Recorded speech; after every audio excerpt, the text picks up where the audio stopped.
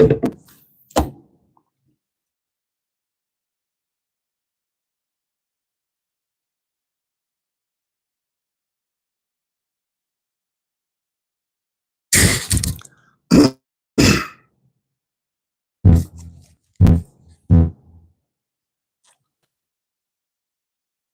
morning. This is Sports for Real with Coach All coming at you.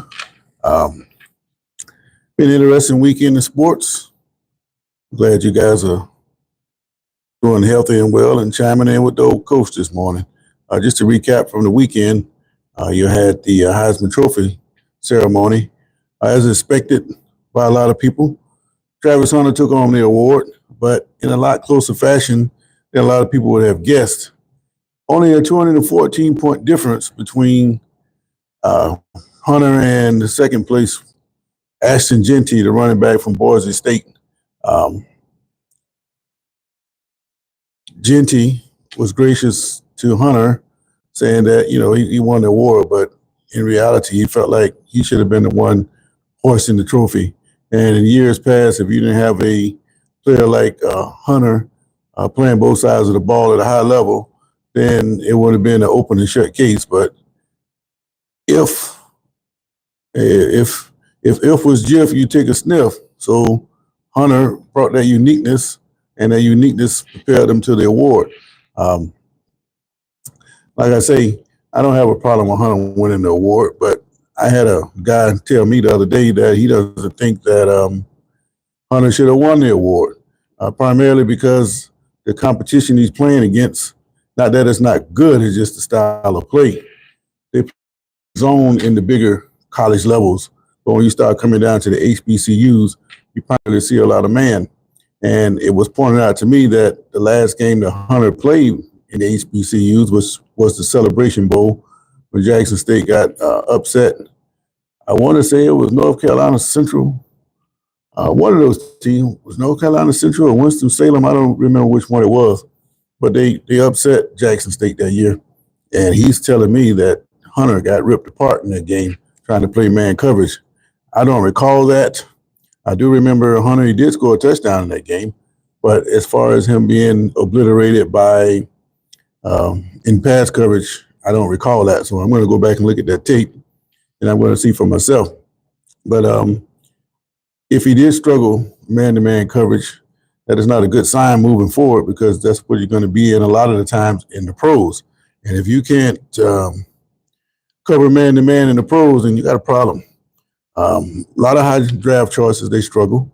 I mean, a couple of years ago, 10, 12 years ago, they had this guy come out of Louisville, Calvin Pryor. He was a top draft choice. And when he got there, he struggled with assignments. And those pro coaches, they pick up on inconsistencies by players, and they will rip you apart.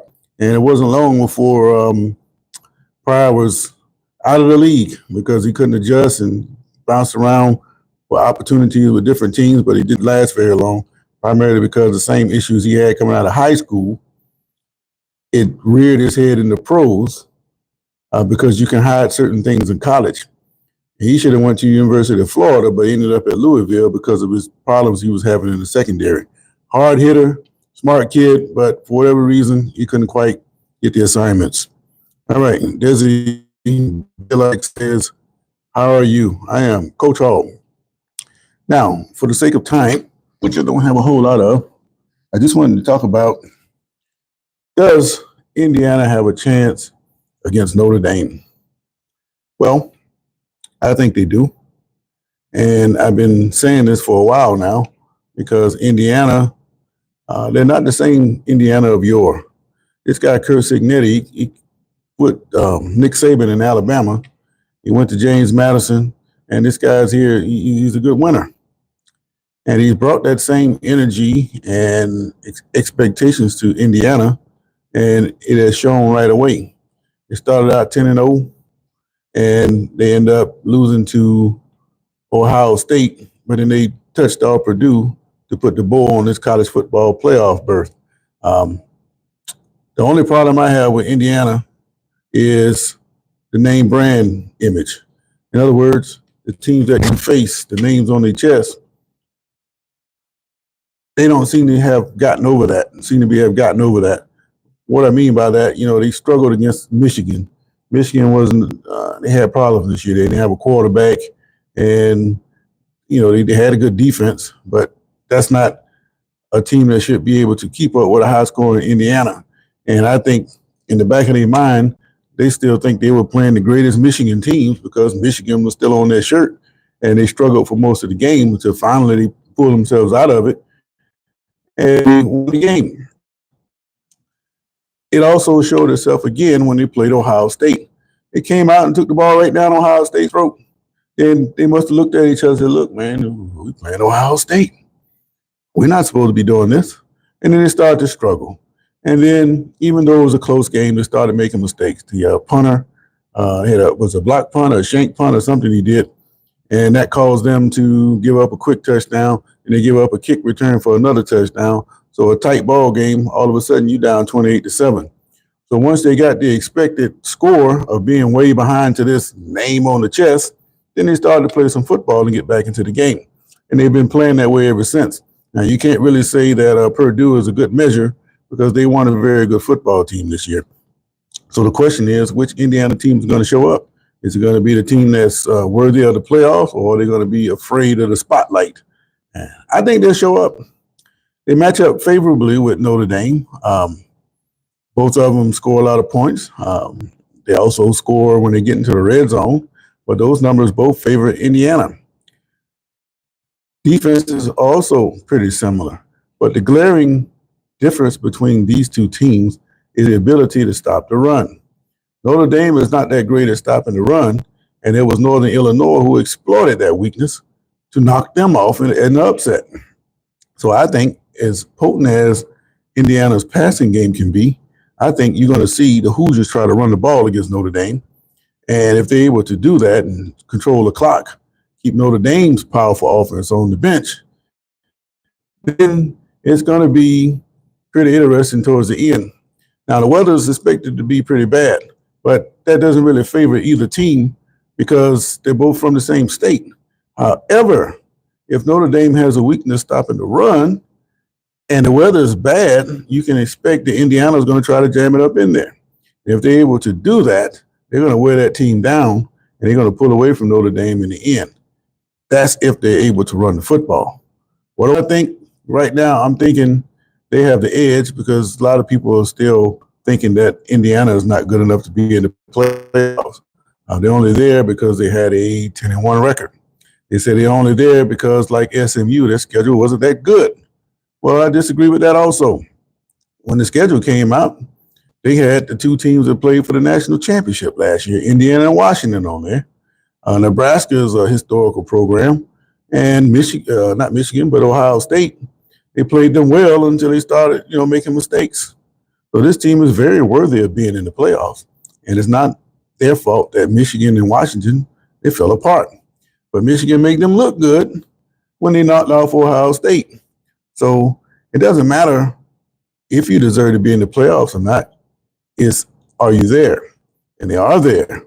And now that they're there, all it takes is to beat the team in front of you each week. And you just might find yourself on the biggest game. A little different from what TCU did when they knocked off Michigan. They kind of surprised themselves by doing that. And then they woke up and they realized, hey, we're playing for a national championship. And the big bad Georgia Bulldogs are waiting on us. Well, it's a little different now. If a team can get through this playoff slog and make it to that championship game, they're worthy of being there. It don't make a difference who is there. So that's going to be interesting to see if Indiana is going to be able to show up for this ball game. I think they will. Now, the other games we'll talk about during the week. I just want to start off with this particular matchup because this is the first game they're going to play on Friday night.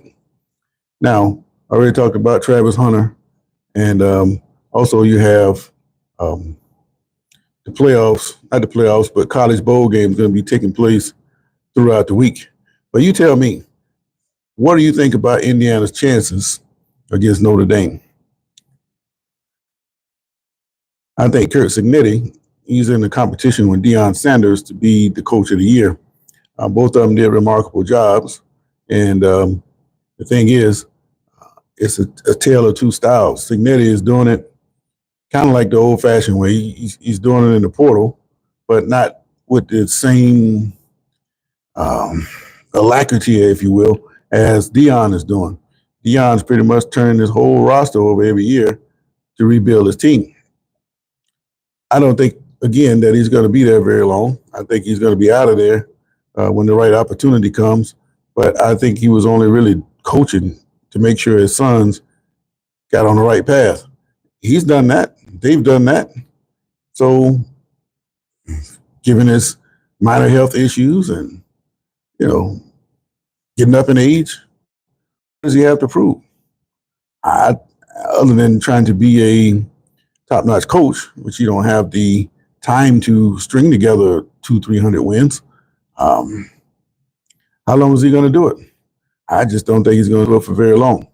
So if he stays and he continues to turn the program over like he's doing, he's going to keep getting that right combination. He's going to get slightly better every year, and he's going to contend for these conference championships like he did this year, and he's going to make it interesting out there in Boulder. But Signetti, you got to give him credit because he's at a program that's never won anything. At least at Colorado, they have won a national championship.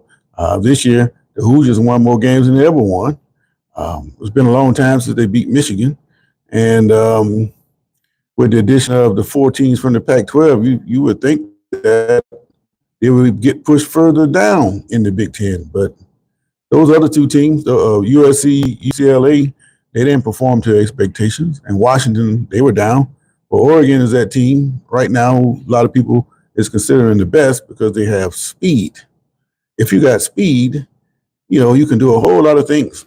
Case in point, here in Jacksonville, they had a team, Reigns, they went down to the state championship game. Reigns has always had speed. Reigns, they got several Hall of Famers that played at that school. They have multiple state champions in track. This is a program, if you're looking for an athlete, go to Reigns. Now, a down year in football for them, they might be 7-3. But that doesn't happen too much nowadays because players can transfer wherever they want to go. And they're going to go to name brands. And Reigns is a name brand school. However, they had to play against Miami Northwestern, another name brand school who also is known for speed. So if anybody's going to have an opportunity to outrun Reigns, it was going to be Northwestern. But here's the twist. In any year when you have students that have to go to school in their own region, in their own school zone, this would be an epic matchup between 2 teams who are always going to be good. But it's different now with the ability for team or players to transfer to any school they want as long as space is available for them. And that came into play this year when Teddy Bridgewater, the former pro quarterback, he retires and he comes to take Northwestern, where he went to school and won a state championship, to lead his program. And I just found out recently that when he took the job, he got so many people who wanted to transfer to that school, he had to tell them, I can't use you or go somewhere else because I don't have the space for all these people who want to transfer. So if you're getting opportunities like that, then you know that team is going to be stacked. And if you look at the way they ran through the playoffs and some of the scores they put up, 69, 60, 50s, and this is supposed to be against the best teams in the state. And they end up getting into a game with Reigns, and of course, going to be contention there because schools from Miami, pretty much Miami and Jacksonville people, it's like oil and water anyway. And when you get the 2 best programs from those cities get together, it's going to be something. They had a little skirmish on the field and all kind of things took place. But the point is that Northwestern was loaded. And when you have the population that you have in Miami and all the best players want to come to your school, it's an unfair advantage for anybody that's going to go up against that because even if Jacksonville took the best players, Jacksonville fielded the team with the best players, they still don't have the population that Miami has. In other words, they got more to choose from down there. And that showed the other night. Now, will Bridgewater come back next year? I don't see why he wouldn't, but rumor is he's going to go somewhere else. But even if you win every single championship and you beating teams the way that they beat people this year, what's the excitement in that? If you're going to field an all-star team, you're not really teaching them. You're just coaching them to perform well in the game. But as far as life lessons goes, well, what are they really learning?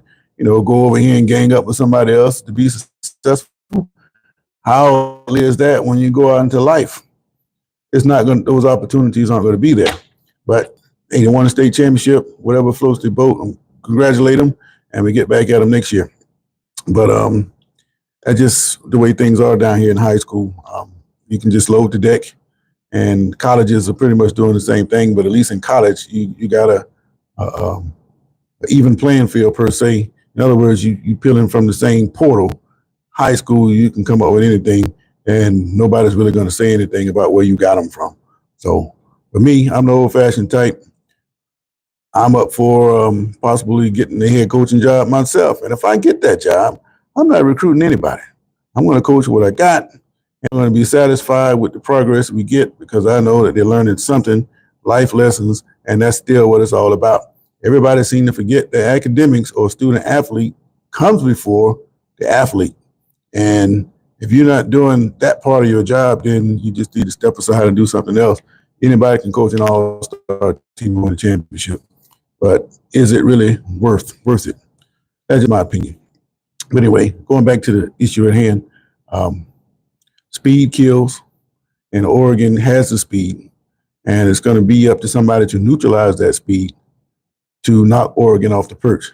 Now, how will they respond after all that time off? I think the team that they don't want to play is Ohio State. So they're pulling for Tennessee to get by them because I think they can handle Tennessee. Ohio State is dangerous because they've already played them and they know what works and what they could do to be more successful the next time they play. Plus, rematches always tend to favor the team that lost the first game. So keep your eye on that. But let's see who wins this first round game. But today I'm talking about Indiana, Notre Dame. And Notre Dame and Indiana, they match up great, except for Notre Dame is poor against the run. And if Indiana is able to run the football, I think they're going to knock Notre Dame off. But the operative word here is if they're able to run the football. So I'm sure that Notre Dame coaching staff is trying to work on ways to slow that running game down because Indiana will try to jam it up in there. And another thing we talked about was Travis Hunter winning the Heisman. GT still felt like he should have won the award. He didn't. He congratulated Hunter, but he felt like he still should have won that award. And he can use that motivation to get through the playoffs and perform well there to try to prove that he should be the best. But I think his worth is going to show when he gets to the NFL because this guy here, he can run the football. And if he ends up with the right team, he can make some things happen. It kind of reminds me of LaDainian Tomlinson when he was at TCU. It was a Division I team, but they weren't a top tier Division I team. Every now and then they would sneak up and knock off a team like Oklahoma, but they weren't in the top of the NCAA. But Tomlinson, he was deadly effective and he had that speed. And GT's got speed too. And if he gets a crack, he'll make you pay. So I think if he ends up in the right situation in the pros, it's going to be effective there. So we'll see how that goes. But in the meantime, I'll come back on with the next matchup tomorrow. Congratulations again to Travis Hunter, despite some criticism of people winning the award. And I'm thinking that Indiana is going to try to run the football against Notre Dame. So we'll see how that goes. But anyway, got to get to work, man. Wherever you guys are in the world, you have a great day. And when I get breaking news, anything that I can share with you, I'll be sure to do that. Until the next time, this has been Sports for Real. I'm out.